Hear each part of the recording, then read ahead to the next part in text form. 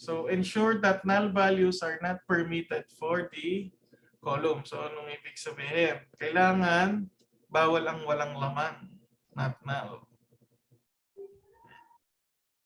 Parang ito daw, tinuturo niya yung sa baba, walang laman.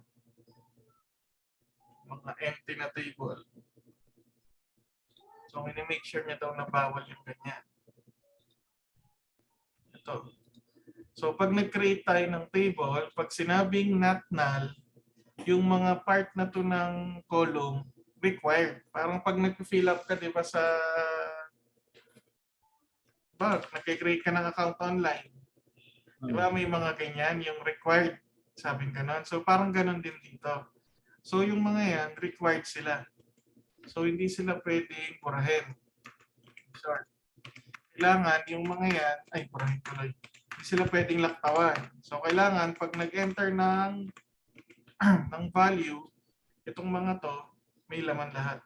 Kaso may emp na tayo, i-bind natin. emp2. Yan. So emp2 created. So ang mangyayari niyan, itong mga to, pag nag-insert tayo, lahat ng may not null, dapat may laman sila. So required dito is e-name at saka department number.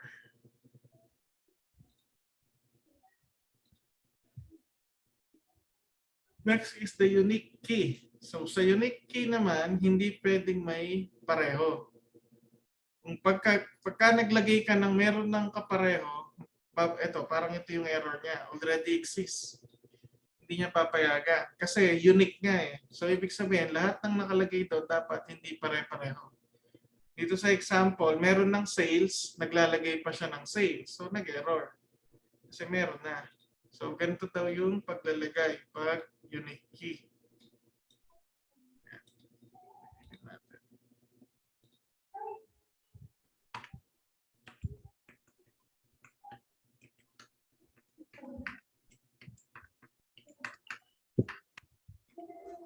Natin depth 3.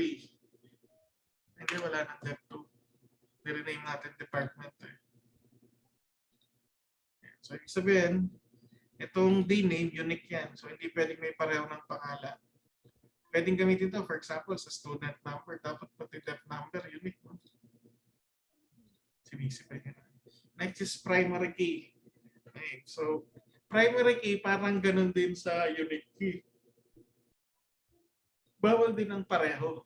So, example ng mga primary keys, yung mga ID number. So, for example, mga student number, ganyan, mga employee number. So, madalas, ikaw, di ba, may employee number ka sigurado.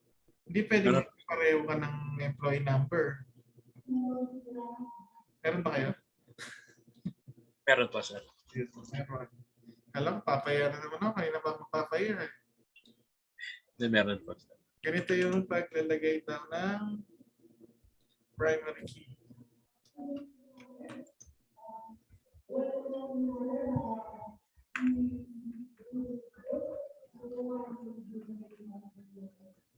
So yung isa, ginawa niyang unique, yung department name. Kasi yung department number, ginawa niya primary key. Pagtag natin. Step 3 na natin. Yun, may error. Already used. Dahil dito. Nag-error siya dahil dito. Meron na kasing department name. Existing constraint na siya. So, hindi na siya pwedeng gamitin. Ulitan natin.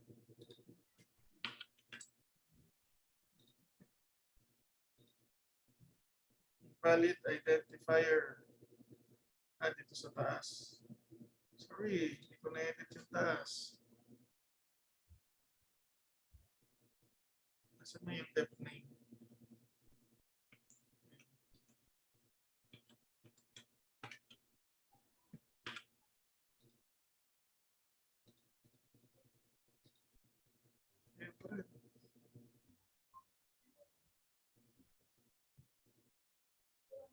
Ito pala yung inaano niya.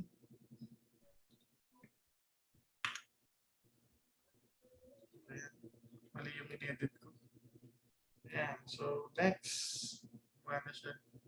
Ito. So, hindi kasi pwedeng may pareho. sa name ng constraint. Eh, meron na tayo dito ito. Akala ko inaano niya yung unique name eh. Hindi masyadong inintindi yung error. So ito pala yung error niya. Kailangan iba yung pangalan.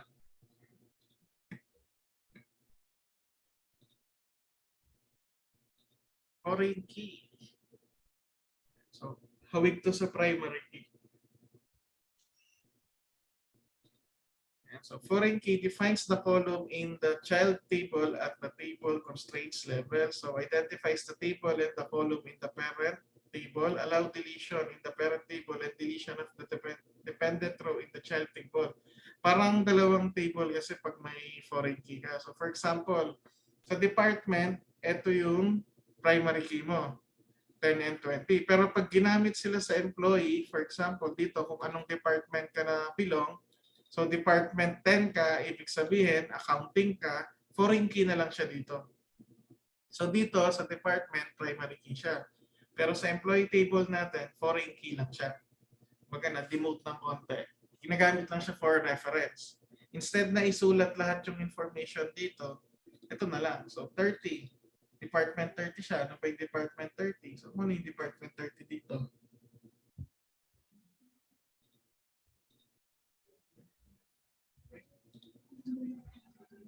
Haba.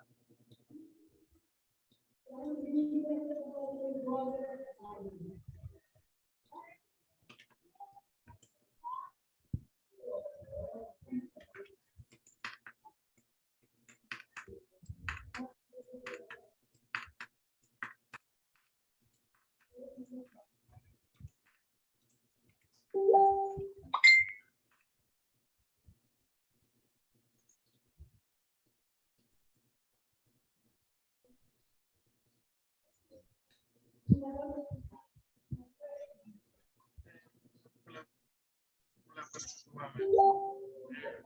May error ka. Yung ano, temp. Hindi ko napalitan. Anong emp na ba tayo? M3.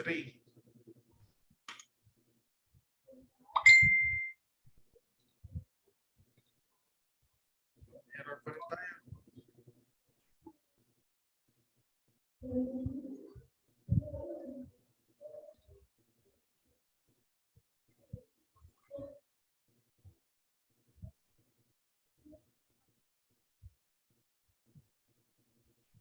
Name already used in the existing constraint ulit. Meron na ba tayong ginamit na ganito?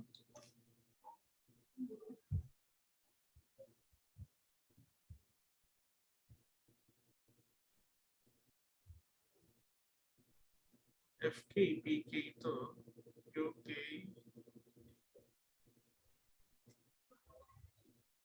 Ito kasi depth number na naman.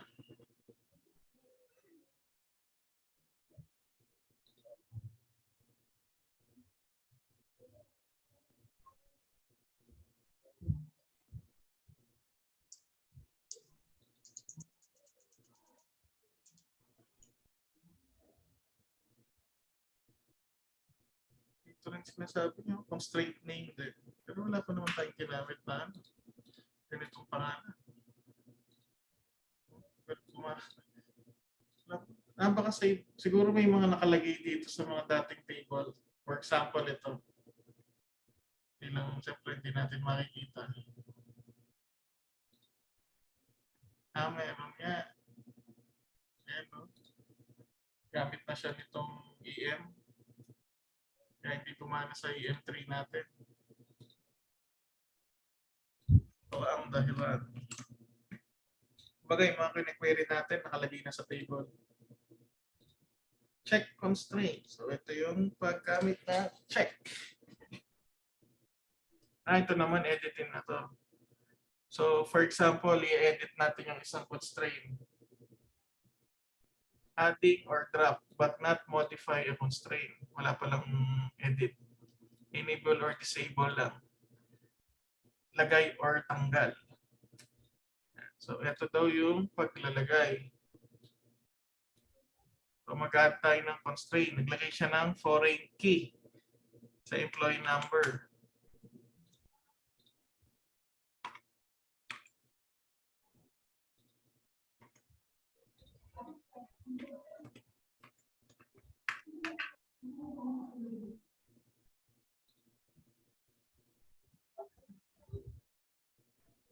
Meron na kaya EM to MJR to FK? Tignan nga natin.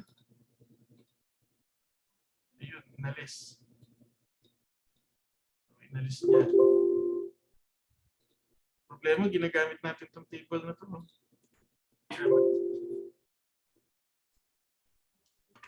Yun yung natanggal ko. Dapat pala yung mga ginawa nating dagdag. So, dropping.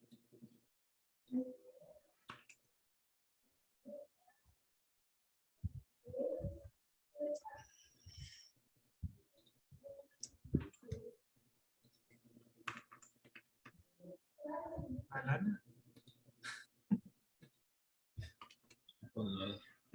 Kasi nano ko yung table na gamit natin sa example, nasira niya.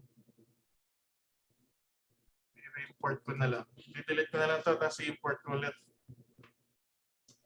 Para mawala yung mga gulong nalagay ito.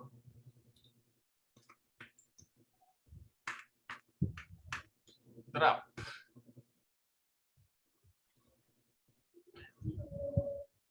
Ito yung table name. Tapos ito yung mga drenap mo.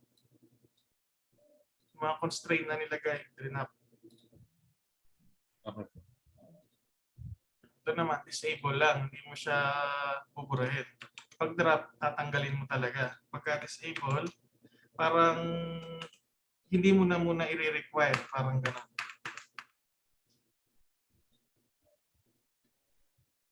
Altered. Puro altered ang ano niya. So, pag i-enable mo ulit, parang isang word lang yung nagbago.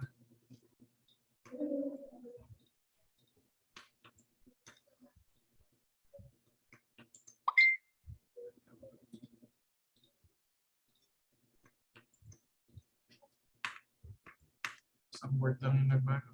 Nadagdagan lang ng from disable, naging enable.